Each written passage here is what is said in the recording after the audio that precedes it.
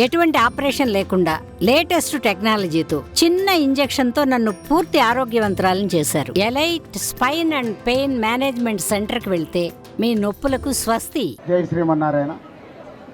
ఈరోజు అమ్మవారు 4వ రోజు లలిత త్రిపుర సుందరి దర్శనం చేసుకోవడం జరిగింది ఈ అవతారంలో.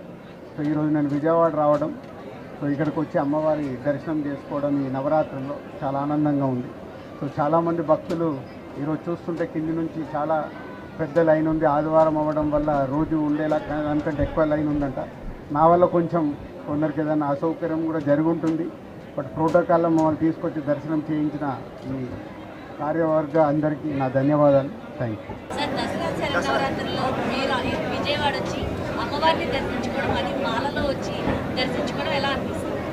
అమ్మవారిని దర్శనం చేసుకుంటే అదే ఆనందంగా కూడా ఉంది.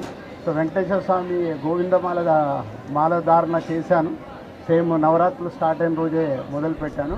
21 డేస్ చేస్తున్నాను. సో దాంట్లో ఈరోజు అమ్మవారిని ఇలా దర్శనం చేసుకోవడం నిజంగా ఇది వెరీ ఏదో అదృష్టం అంటారే, ఇలాంటి అదృష్టమైన మూమెంటే ఈరోజు నాకు.